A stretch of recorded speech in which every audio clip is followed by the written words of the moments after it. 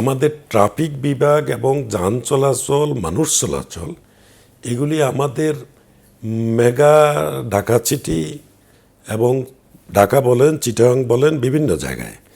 তো ঢাকা সিটিতে মানুষের, জনগণের কল্যাণে মেগা সিটি হিসাবে এই রাস্তাঘাটগুলি সেভাবে তৈরি করা হয়েছে, যেই রাস্তাঘাটগুলো সেগুলি আগের থেকেই সেভাবে তৈরি করা, হাইওয়ে রোড, বড় রোড, এবং মানুষের যাতায়াতের জন্য তৎকালীন এখন ঢাকা সিটি কর্পোরেশন অথবা রাজুক, তারা সেই প্ল্যানেই মেগা ঢাকা সিটি তৈরি।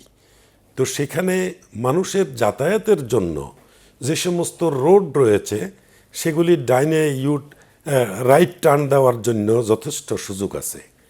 কিন্তু রাইট টার্ন না দিয়ে ইদানিংকালে দেখা যায়, এটা আগে ছিল না, এইটা বিগত সময়েও ছিল না, যে তারা ইদানিংকালে দেখা যায় যে যেখানে বড় রাস্তা এবং ডাবল লেনের রাস্তা সেগুলি তারা পাস করে ক্রস করবে, রাইট টার্নে চলে যাবে। এখানে এখন দেখা যায় যে ট্রাফিক বিভাগ বা কে করছে জানি না, তারা ওই যে ফিলার টাইপের এই বেষ্টনী দিয়ে সেগুলিকে রাইট টার্ন করতে দেওয়া হয় না। তো এটা সকলেরই জানা উচিত যে আসলে গাড়ি যখন একটা গল্লির থেকে রোড থেকে যাবে, ডাইনে যাবে, তো ডানে গেলে তার যথেষ্ট জায়গার প্রয়োজন। কিন্তু রোড থেকে যখন তারা রাইট টার্নে যায় তখন সেটা ইজি যেতে পারে। কিন্তু ইদানিংকালে ট্রাফিক বিভাগ ওই ফিলার দিয়ে রাস্তাগুলি বন্ধ করে রাখে। এই বন্ধ করে রাখাটাই হলো যানজটের মেইন কারণ।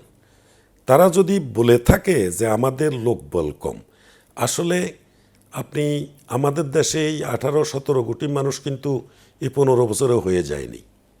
এই 15-18-16 কোটি মানুষ কিন্তু আজকে 15 বছরে হয়তো আমরা 50 লাখ বাড়ছে। এই 15 বছর বিগত গভর্নমেন্টের সময় পার করে যদি আমরা আগে যান, তাহলে দেখবেন যে আমাদের অনেক জায়গায় ডিভাইডার ছিল না। তো ডিভাইডারও কিন্তু একটা যানজটের অন্তরায়। কিন্তু ইদানিংকালে তারা ডিভাইডার দিয়ে সেখানে রাইট টার্ন না দিয়ে গাড়িকে তাদের ওই ফিলার দিয়ে বাঁদিকে বিভিন্ন জায়গায় পাঠিয়ে দেয়, এবং এখানে 1-1.5 কিলোমিটার 2 কিলোমিটার দূরে যেয়ে তারা ঘুরে আবার এখানে আসতে হয়। এতে করে যেমন জনগণের সময়ের অপচয় হয়, তেমন বিদেশ থেকে আমদানিকৃত তৈলের জ্বালানির যে এত আমরা ডলার দিয়ে যা জ্বালানি কিনছে, সেখানে জ্বালানিও কিন্তু অপচয় হয়। একটা গাড়ি যদি 2 কিলোমিটার, 1.5 কিলোমিটার, 1 কিলোমিটার যদি সে ডাবল রান করে, তাহলে তো সেইখানে জ্বালানি ব্যবহার হচ্ছে। তো কাজেই আমি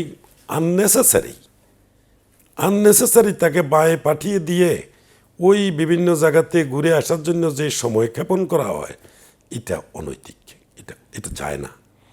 তার কারণ ওখানে যেয়ে আপনি কি করতে হবে, ইউটার্ন করতে হবে। আমরা প্রত্যেকটা সচেতন মানুষেরই, জনগণ এটা বুঝে যে ইউটার্ন করতে গেলে যথেষ্ট জায়গার প্রয়োজন হয়।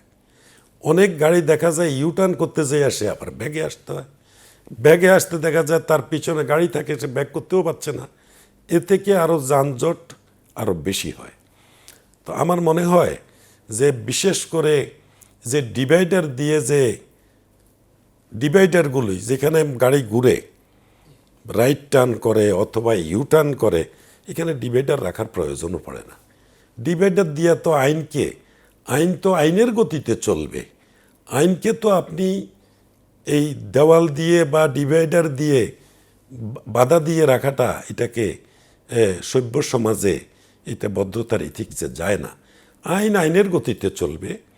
কেউ যদি আইন অমান্য করে, আমাদের সিসিটিভি আছে, বিভিন্নভাবে তারা জরিমানা করা যেতে পারে। কিন্তু তা না করে এই ডিভাইডার দিয়ে মানুষের জনভোগান্তি, এটা অনেকাংশে যানজটের মেইন কারণ।